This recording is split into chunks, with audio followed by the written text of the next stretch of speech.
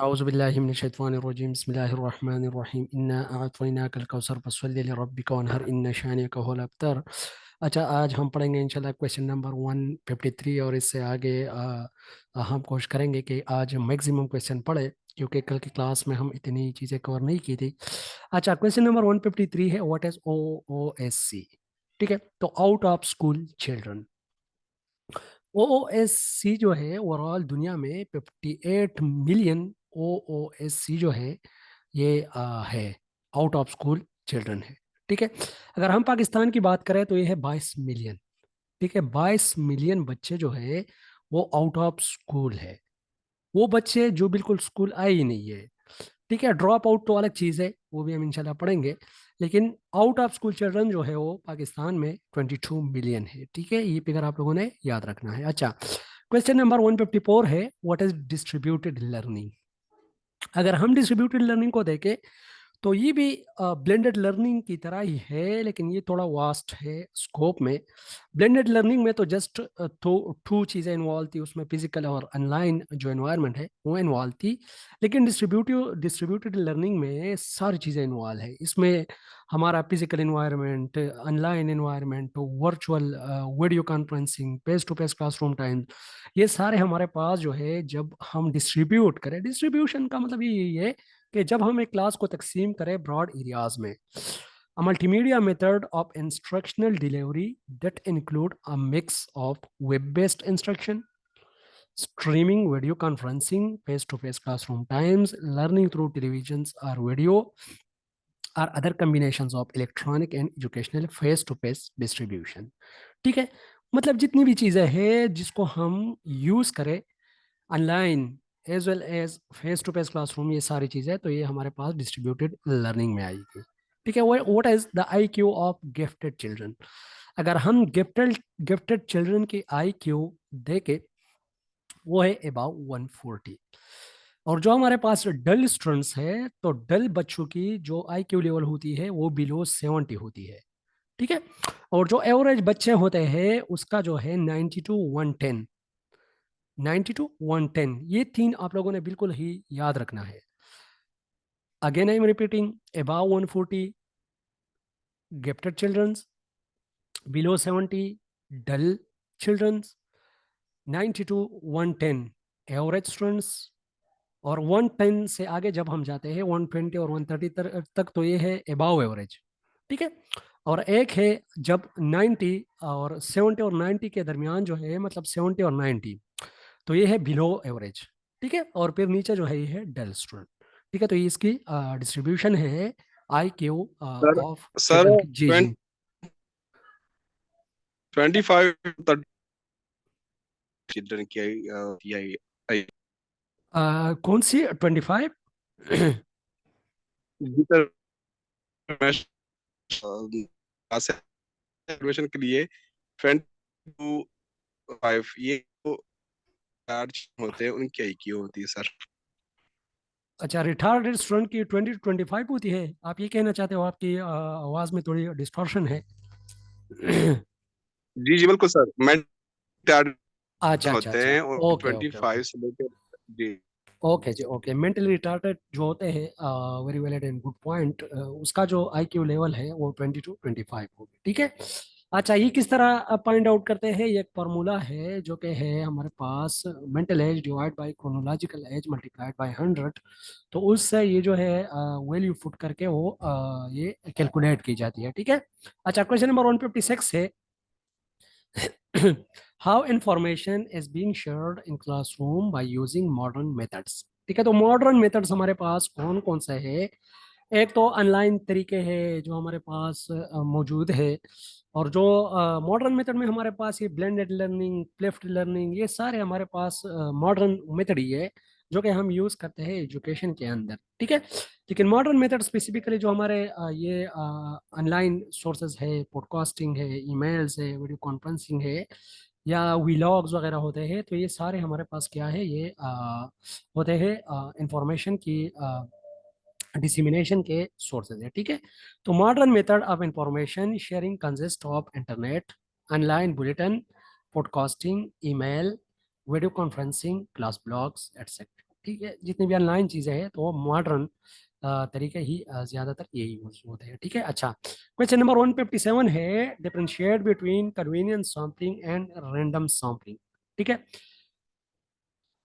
Convenience sampling और random sampling को अगर हम देखें, अच्छा 1 minute 25 to 35, ओके जी, ओके, 25 to 35 रिटार्डेड स्टूडेंट, अच्छा ये कमेंट में लिखा है मेरे ख्याल में मियाँ साहब ने, ओके थैंक यू। अच्छा, हाउ,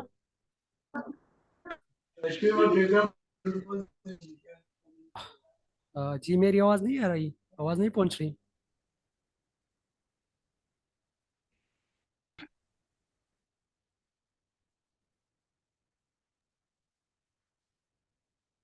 सर आप ठीक है? अच्छा सिराज भाई, आवाज़ आ रही है मेरी? जी सर, बिल्कुल क्लियर है आपकी ओके आवाज। ओके, अच्छा जिसको नहीं आ साहब रही आपकी है आवाज तो क्लियर। रीजॉइन कर ले, जिसको नहीं आ रही है रीजॉइन कर ले काइंडली, ठीक है। अच्छा, जो differentiate between convenience sampling and random sampling, ये देखो बेसिकली ये जो क्वेश्चन है ये रैंडम सैम्पलिंग नहीं है, ये सैंपल रैंडम सैम्पलिंग है।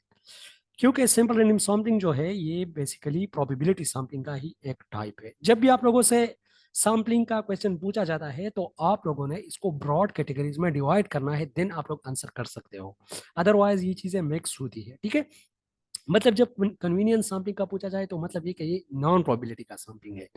जब रैंडम सैम्पलिंग का पूछा जाए तो इट मीन कि ये प्रोबेबिलिटी सैम्पलिंग का जो है एक टाइप है।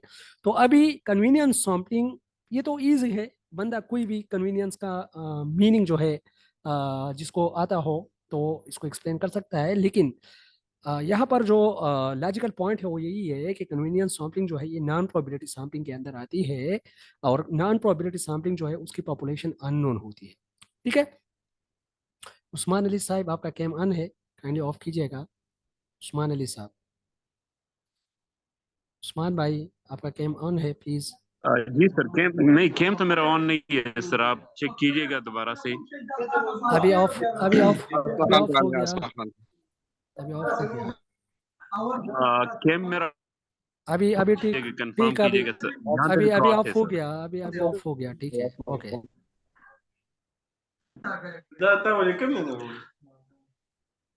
अच्छा अपना माइक ऑफ कीजिएगा उस्मान भाई प्लीज,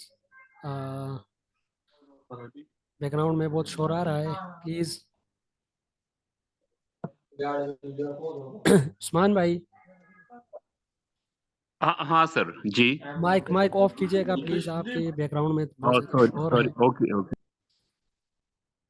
अच्छा जी, तो कन्वीनियंस सैम्पलिंग का मैं आप लोग को बता रहा था कि it's a type of non probability sampling, जबकि रैंडम सैम्पलिंग या simple random sampling is a type of probability sampling. ठीक है, तो कन्वीनियंस सैम्पलिंग वो सैम्पलिंग होगा कि जिसमें जहां भी आपको इजी लगे, जिसे तरह एक रिपोर्टर जाता है रिपोर्टिंग करता है तो जहां भी एक बंदा उनको मिलता है, या आजकल ये जो सर्वेज हो रहे हैं कि आपने कौन सी पार्टी को सपोर्ट करना है, जो आजकल मेरे ख्याल में उस पर पाबंदी भी लगी है, तो ये जो सर्वेज हो रहे हैं पार्टियों की स्ट्रेंथ मालूम करने के लिए, दिस कन्वीनियंस सैम्पलिंग बंदा जाता है, बस जो भी उनको मिलता है तो डायरेक्ट उनसे सवाल जवाब करके बात खत्म कर लेता है। ठीक है, लेकिन कन्वीनियंस सैम्पलिंग में पॉपुलेशन का पता नहीं होता, पॉपुलेशन का जो टोटल नंबर है वो एग्जैक्ट उसका पता नहीं होता। ठीक है, और रैंडम सैम्पलिंग में रैंडमली सिलेक्ट किया जाता है, लेकिन random sampling is a type of probability sampling, उसमें पॉपुलेशन नोन होती है। फॉर एग्जांपल अभी 100 स्टूडेंट है, तो 100 स्टूडेंट से फॉर एग्जांपल हमने सैम्पलिंग करनी है, तो 100 स्टूडेंट से हम सैम्पलिंग किस तरह करेंगे, या तो लॉटरी मेथड यूज करेंगे,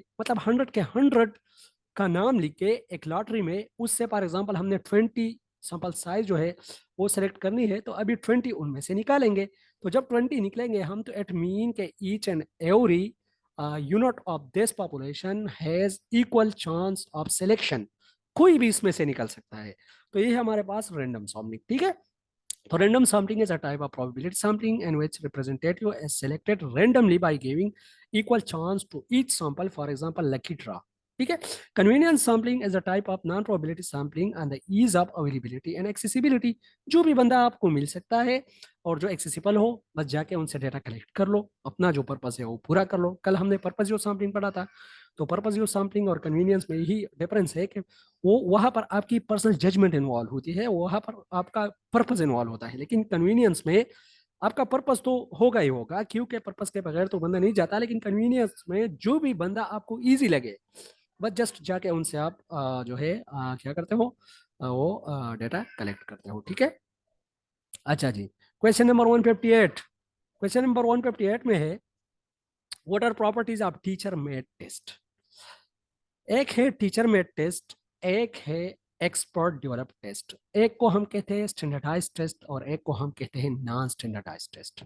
तो स्टैंडर्डाइज टेस्ट वो होते हैं जो कि एक्सपर्ट डेवलप करते हैं, जिस तरह हमारे ये जो है स्पेसिफिकली जो एमडीकेट होते हैं, या ये जो हमारे एनटीएस एप्टीट्यूड के, जी जी एप्टीट्यूड टेस्ट, या जिस तरह हमारे ये जो एनटीएस वगैरह होते हैं, तो ये सारे जो है स्टैंडर्डाइज टेस्ट है। इसका अपना एक आइटम बैंक होता है, आइटम एनालिसिस होती है, और उसी बेस पे उससे आइटम जो है बिल्कुल ही सोच समझ के डाल दिए जाते हैं, और टेस्ट जो है एक बैलेंस टेस्ट डेवलप किया जाता है। जबकि टीचर मेड टेस्ट जो होता है, ये जस्ट क्लासरूम की जो रिक्वायरमेंट है, क्लासरूम में फॉर एग्जाम्पल बच्चे हैं, उसकी जो रिक्वायरमेंट है उसको पूरा करने के लिए जस्ट टीचर डेवलप करता है। इसकी ना इतनी वैलिडिटी होती है, ना इतना बैलेंस जो है टेस्ट होता है, ठीक है। और इसका ब्लूप्रिंट भी नहीं होता, मतलब पहले से इतना इसकी आइटम एनालिसिस भी नहीं होती। तो टीचर मेड टेस्ट जो है, इसकी प्रॉपर्टीज अगर हम पढ़े, तो property number first, it fulfil only classroom requirements, ठीक है। It is also called non standardise test, इसको हम नॉन स्टैंडर्डाइज टेस्ट भी कह सकते हैं। इसके अगेंस्ट है स्टैंडर्डाइज टेस्ट, ठीक है। इट स्कोप इज लिमिटेड, इसका स्कोप जो है वो थोड़ा लिमिटेड है। 1 मिनट बैकग्राउंड में थोड़ा शोर है, मैं ये दरवाजा थोड़ा बंद।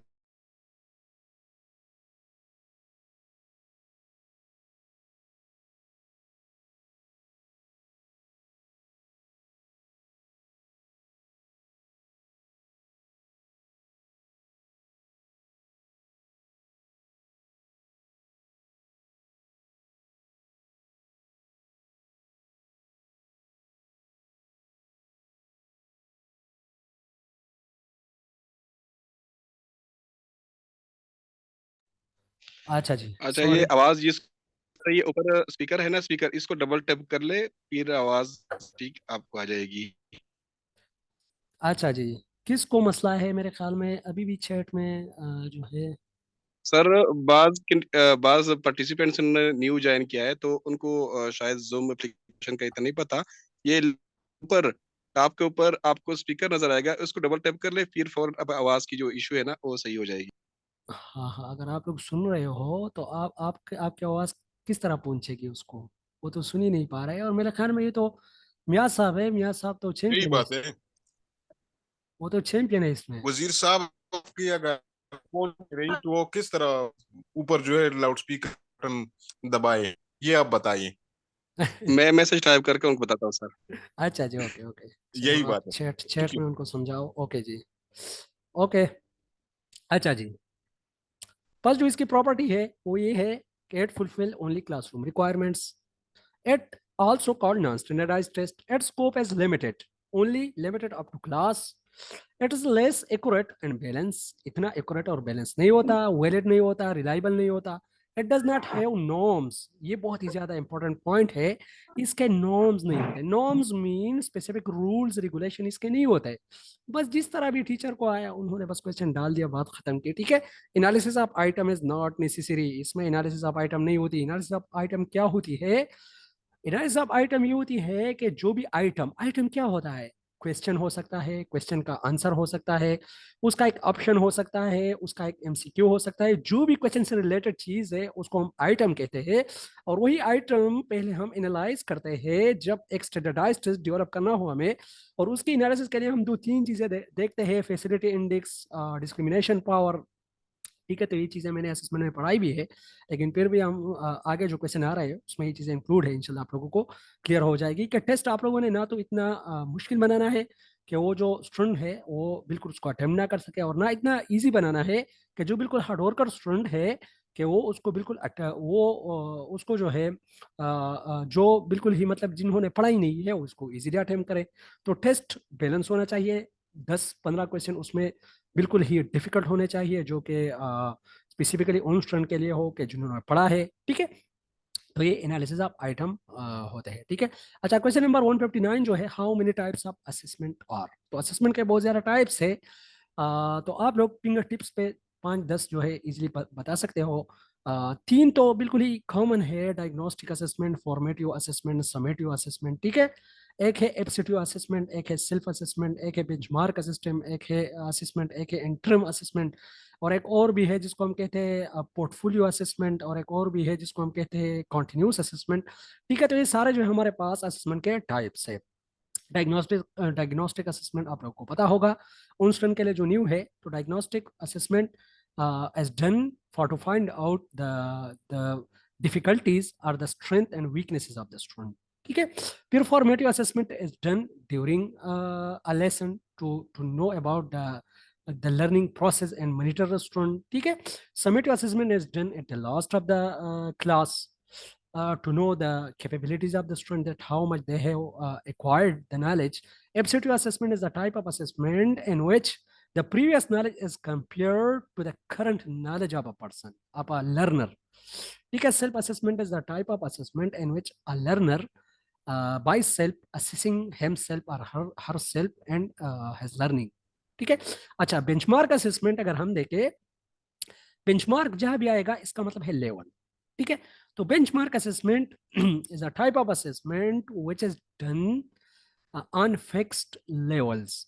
मतलब ये कि फॉर एग्जांपल फर्स्ट आपका लेवल ये है कि मैंने एक हफ्ते में टेस्ट लेना है, असेसमेंट करनी है। सेकंड जो है दूसरे वीक में फिर मैंने असेसमेंट जो है करनी है। तो ये लेवल बेस्ड आप जो कर रहे हो, दिस इज बेंचमार्क असेसमेंट। ठीक है, बेंचमार्क हमने पढ़ा था 2006 के करिकुलम में। बेंचमार्क का मतलब यही था कि जिस तरह हमने क्लासेस को डिवाइड किया था, क्लास 1, 2 और 3, तो वो एक लेवल था, 4, 5 वो दूसरा लेवल था, 6, 7, 8 वो तीसरा लेवल था, और 9, 10 जो है वो चौथा लेवल था, और 11, 12 जो है वो फिफ्थ लेवल था। तो ये बेंचमार्क है। ठीक है, बेंचमार्क हम क्या होते हैं, लेवल्स होते हैं। ठीक है, अच्छा इंटरम असेसमेंट और बेंचमार्क असेसमेंट जो है दोनों सेम ही चीज है। और एक है कंटिन्यूस असेसमेंट। कंटिन्यूस असेसमेंट वो होता है कि जो कि हम नॉन फिक्स्ड इंटरवल पे करते हैं, कि फॉर एग्जांपल आज हमने टेस्ट लिया, कल या परसों हमने अगेन ले लिया। मतलब फिक्स इंटरवल्स में नहीं होता, इस तरह नहीं होता कि 2 बाद जो है मैं आप लोगों से टेस्ट लूंगा, या 3 दिन बाद मैं आप लोगों से टेस्ट लूंगा। जस्ट उसमें इस तरह होता है कि जो भी टाइम टीचर को फिजिबल लगे ऑन द स्पॉट उनसे सरप्राइज टेस्ट लेता है। ठीक है, या असेसमेंट उसकी होती है। तो दिस इज कंटिन्यूअस असेसमेंट। एक पोर्टफोलियो असेसमेंट का मैंने कहा, तो portfolio is the purposeful collection of student work. तो जो पर्पसफुल जो है वर्क कलेक्शन होता है स्टूडेंट का, तो वो जब असेस किया जाता है ओवरऑल द ईयर, तो उसको हम पोर्टफोलियो असेसमेंट कहते हैं। और पोर्टफोलियो असेसमेंट को हम जो है ऑथेंटिक असेसमेंट भी कह सकते हैं। ठीक है, अच्छा 160 व्हाट इज गेस्टाल्ट साइकोलॉजी। मियां साहब आपने मेरे ख्याल में क्वेश्चन पोस्ट किया था उसमें ग्रुप में, अभी भी वो क्वेश्चन मेरे जहन में है, और मैंने सोच किया कि उस पर जो है आपको आंसर दे दूं, लेकिन चलो उस पर मैं आंसर दे दूंगा। आपने कुछ फंक्शनलिज्म, स्ट्रक्चरलिज्म और जो परसेप्शन और सेंसेशन, इसके बारे में कुछ चीज़ें लिखी थी। बहुत ही डीप क्वेश्चन था, और शायद उसको पहुंचने के लिए बहुत ज़्यादा डीप स्टडी की ज़रूरत भी जो है शायद है, क्योंकि उसमें कुछ चीज़ें इस तरह थी जो कि टिचनर ने स्पेसिफिकली, जब बंदा टिचनर पढ़ता है, टिचनर जो था वो विलियम मोन का शागिर्द था। विलियम मोन जो है वो मेरे ख्याल में स्पेसिफिकली वो स्ट्रक्चरिस्ट था कि स्ट्रक्चरलिस्ट था कि फंक्शनलिस्ट था। सर स्ट्रक्चरलिस्ट था। उन्होंने एक स्ट्रक्चरलिस्ट था, लेबोरेटरी बनाई थी जर्मनी में, लेipzig। जी जी, ठीक है सर। 1979 में। जी नहीं, 19 नहीं, 1879 है। 1879 में, 1910 में सॉरी। तो उनकी डेथ हुई थी। जी जी, अच्छा। तो जी विलियम तो विलियम विलियम वॉर्न जो था उसका एक शागिर्द था टिचनर। तो टिचनर ने इस तरह किया था कि उन्होंने बिहेवियर को ब्रोक डाउन किया था। उन्होंने कहा था कि ये जो बिहेवियर है इसका स्ट्रक्चर ज्यादा इंपॉर्टेंट है, और स्ट्रक्चर से ही बिहेवियर को स्टडी किया जा सकता है, और structure are more important than the whole. ठीक है, तो वो जो स्ट्रक्चर है उन्होंने किस तरह ब्रेक किया था, उन्होंने सेंसेशन दिए थे जिससे परसेप्शन बनती है। याद रखिएगा, हमारी सेंसेशन से ही हमारी परसेप्शन बनती है। Sensation, when the practical form of sensation is called perception. जब हमारी सेंसेशन आती है, फॉर एग्जांपल किसी चीज को हम देखते हैं, तो उसको जब हम प्रैक्टिकल फॉर्म में चेंज करते हैं, दिस इज आवर परसेप्शन। ठीक है, तो उन्होंने जो है ये कहा था कि जो हमारे आइडियाज आते हैं तो उससे हमारा एक इमेज बनता है, और जो हमारे फीलिंग्स आते हैं तो इससे हमारे इमोशंस बनते हैं। तो मीन का ये जो एक बिहेवियर है, अभी इसको ये ब्रोक कर रहा है, ये ब्रोक डाउन कर रहा है। ठीक है, तो इसीलिए उन्होंने कहा था कि जो हमारे पास स्ट्रक्चर्स है, these are more important than the whole behaviour. तो फिर गेस्टाल्ट वाले कहते हैं कि नहीं, whole is more important than whole is more important than the part. ठीक है, तो गेस्टाल्ट क्या है? जर्मन। यार। जी जी, Gestalt as a German word mean whole. ये पेपर में आया हुआ है कि ये कौन से जुबान का लफ्ज है, तो याद रखिएगा ये जर्मन लैंग्वेज का लफ्ज है। आम ज़्यादातर जो है वो या तो इटालियन होते हैं या तो किसी और लैंग्वेज के होते हैं, लेकिन ये जर्मन जो है उसका एक, या ग्रीक का होता है, लेकिन ये जर्मन का ही एक वर्ड है। ठीक है, the whole of anything is greater than the part. ठीक है, the founder of Gestalt psychology was Wertheimer. Wertheimer इसका फाउंडर है। Exponent are Koffka, Kohler, Kurt Lewin. Kurt Lewin की इंटरव्यू के, कर्ट लेवन के बारे में पूछा गया था इसी इंटरव्यू में, तो इन्होंने एक थ्योरी दी थी, Kurt Lewin force field analysis. Force field analysis में कर्ट लेवन कहता है कि एक ऑर्गेनाइजेशन के अंदर टू टाइप ऑफ फोर्सेस होते हैं, एक अपोजिंग फोर्सेस होते हैं और एक सपोर्टिंग फोर्सेस होते हैं। तो जो हमारे पास अपोजिंग फोर्सेस है, अगर वो ज्यादा हो जाए, उसकी इंटेंसिटी ज्यादा हो जाए तो ऑर्गेनाइजेशन में चेंज नहीं आ सकता, वो डिस्टर्ब हो जाता है, उसकी प्रोडक्टिविटी इंक्रीज नहीं हो सकती। अगर सपोर्टिंग फोर्सेस जो है वो ज्यादा हो जाए तो फिर ऑर्गेनाइजेशन के अंदर हमारे पास जो चेंज है वो भी आएगा और प्रोडक्टिविटी भी बढ़ेगी, ऑर्गेनाइजेशन जो है स्मूथ रन करेगा। ठीक है, और ये बात सही है।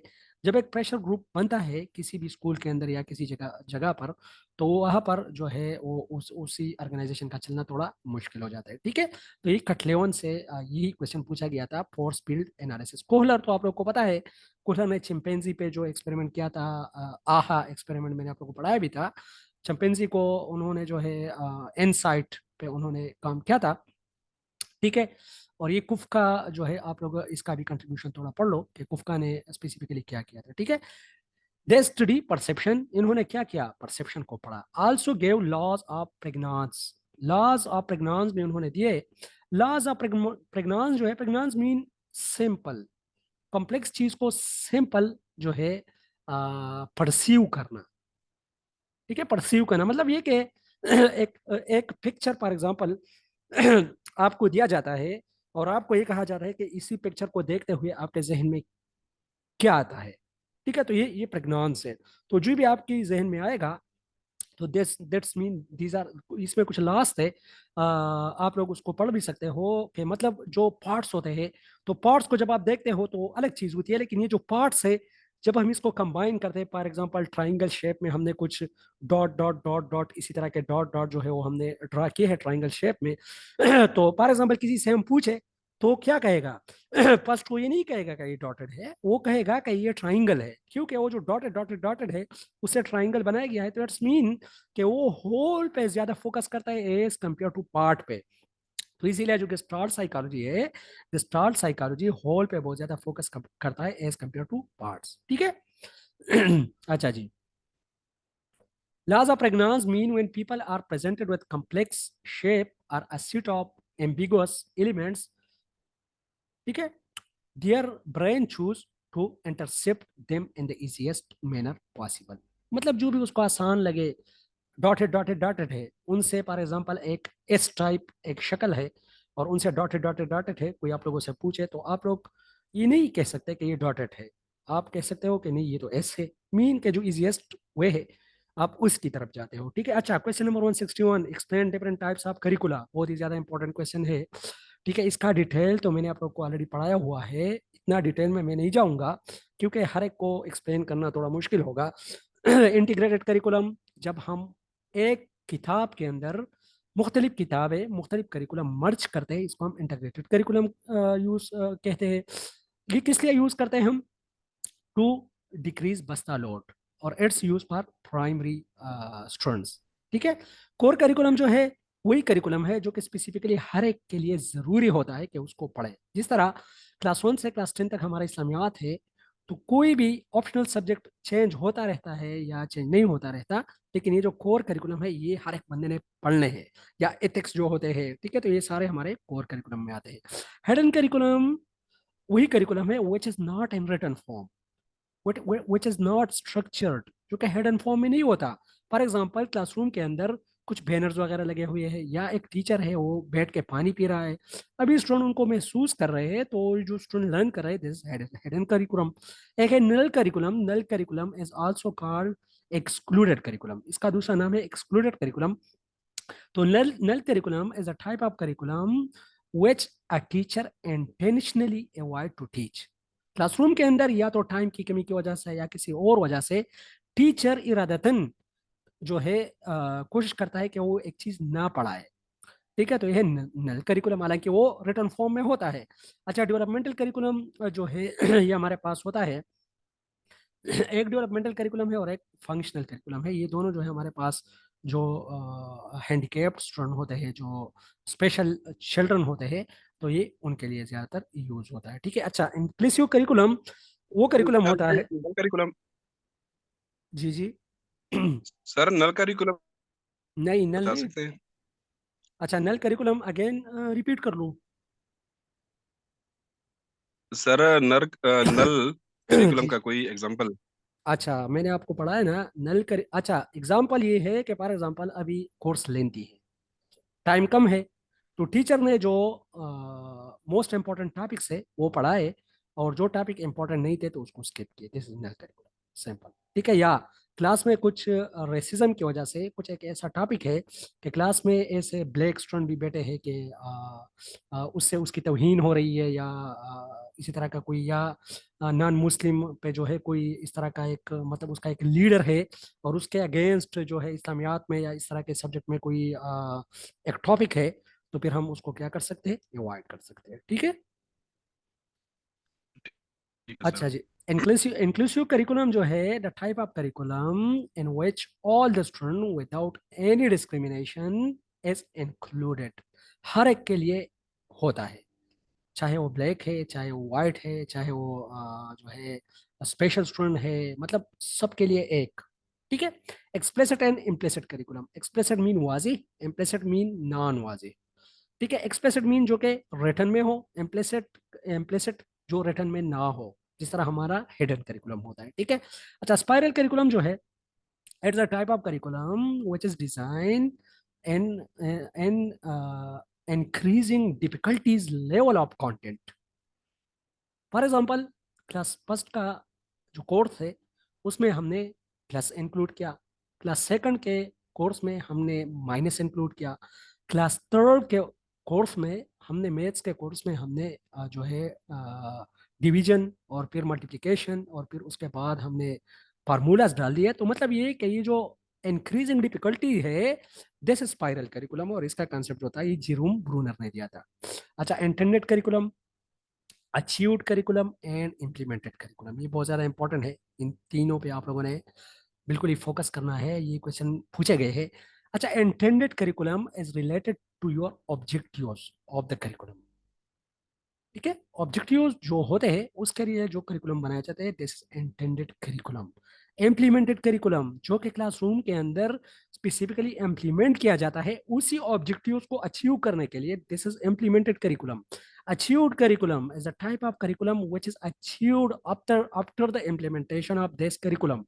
याद रखिएगा, अभी आप लोग थोड़ा सा कंफ्यूज होंगे कि ये तो एक करिकुलम के अंदर तीन चार करिकुलम होते हैं। मैंने आप लोग को एक करिकुलम फ्रेमवर्क पढ़ाया था। तो करिकुलम फ्रेमवर्क जो है वो स्पेसिफिकली एक होता है, लेकिन ये जो करिकुलम होते हैं ये एक कोर्स के लिए पांच पांच छः छः करिकुलम भी हो सकते हैं, जरूरी नहीं है। मतलब ऑब्जेक्टिव के लिए अलग करिकुलम, फिर कंटेंट के लिए अलग करिकुलम, इस तरह हो सकता है। जो 2006 का करिकुलम था तो उसके अंदर 25 करिकुलम थे। ठीक है। अच्छा जी, क्वेश्चन नंबर 162 है, what is Taylor model. Taylor model जो है ये फर्स्ट मॉडल था करिकुलम का, जो कि 1949 में टेलर ने दिया था।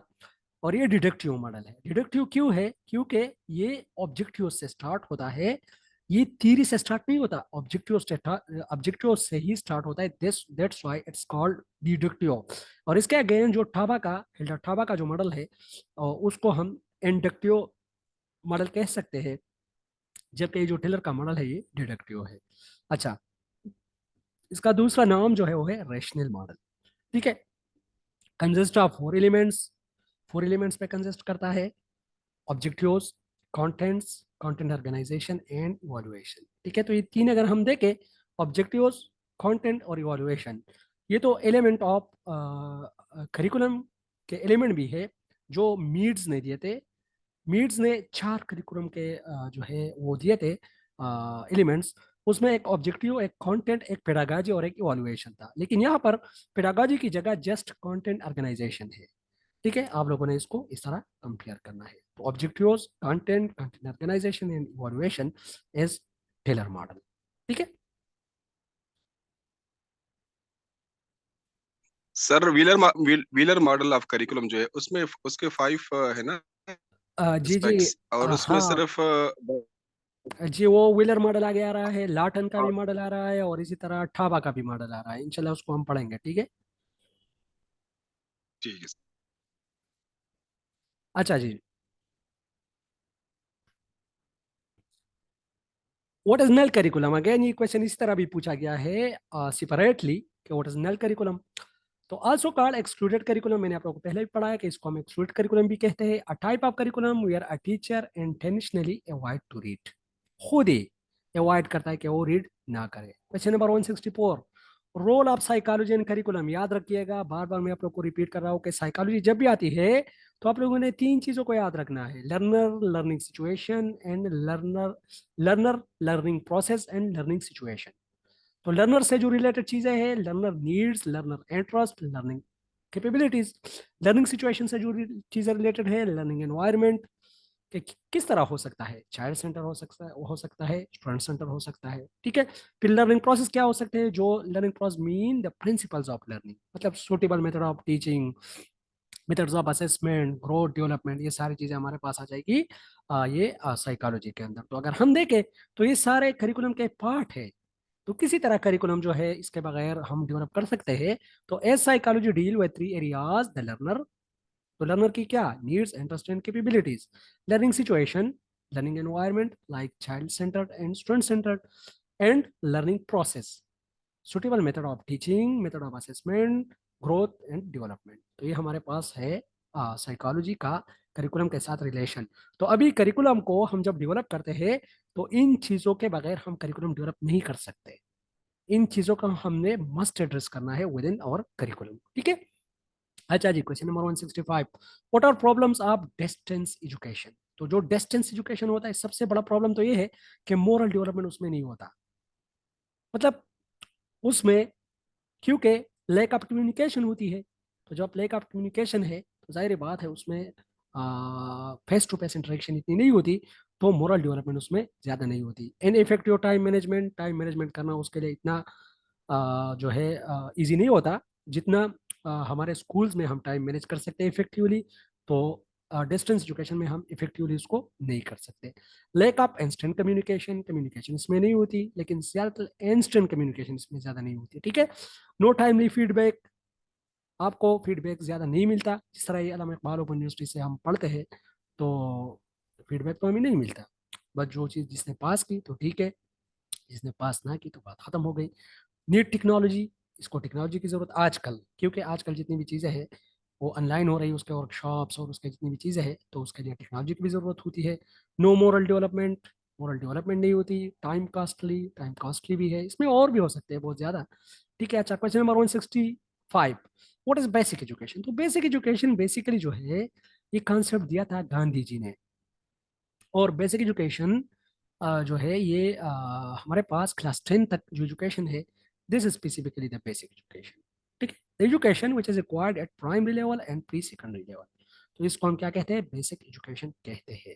Question number 166, what is TEVTA stands for? तो ट्यूटा क्या है? Technical and vocational education training authority. ये है technical and vocational education training authority. इसको फर्दर आप लोग सर्च कर सकते हो कि इसकी ड्यूटीज क्या है और ये इसकी जो है मेन हेड ऑफिस किधर है।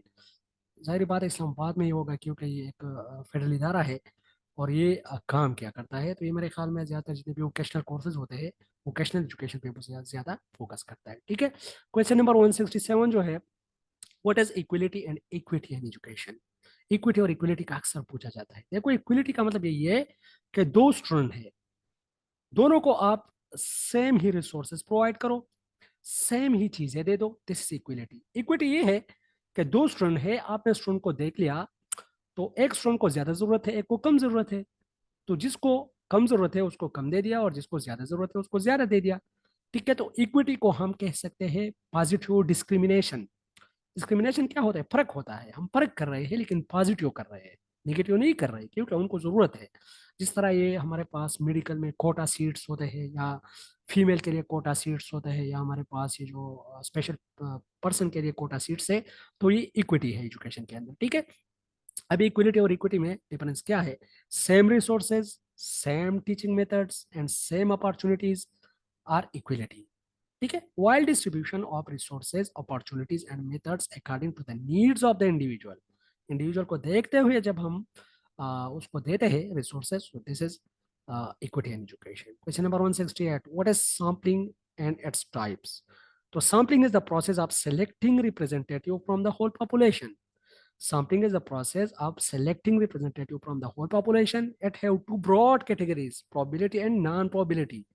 ठीक है, तो इंशाल्लाह आगे ये चीजें आ रही है, इसको हम एक्सप्लेन साथ साथ में करते रहेंगे कि प्रोबेबिलिटी क्या है, नॉन प्रोबेबिलिटी क्या है। लेकिन simple, probability is that type of population, that type of sampling in which each unit has equal chance of selection, while non-probability sampling is a type of sampling in which each unit don't have equal chance of selection. ठीक है, इसके further types भी है। ठीक है, जिस तरह हमारे पास quota sampling, purpose sampling, snowball sampling, convenience sampling, judgmental sampling, purpose sampling, ये सारे हम चला पढ़ेंगे आगे। ठीक है, अच्छा, what are current leave rules? तो जो हमारे करंट लीव रूल्स है वो 1981 है, civil servant revised leave rules 1981। ठीक है, अच्छा 170, अच्छा इसमें थोड़े से अमेंडमेंट हुए हैं लीव रूल्स में, लेकिन वो अमेंडमेंट है। अभी 2002-3 में 2023 में वो पेटर्निटी और मेटर्निटी लीव एक्ट वो जो आया था, जो मतलब बाप भी एहल होता है किसी बच्चे के पैदाइश पर छुट्टियों के लिए, तो उसमें कुछ अमेंडमेंट हुए हैं। मैं इंशाल्लाह उसको मैंने सेव किया हुआ है, वो मैं आप लोग के साथ शेयर करूंगा। और एक हमारे पास जो है END रूल्स, उस पर भी मैं काम कर रहा हूँ इंशाल्लाह 2011। तो उस पर इंशाल्लाह मैं एक लेक्चर दूंगा।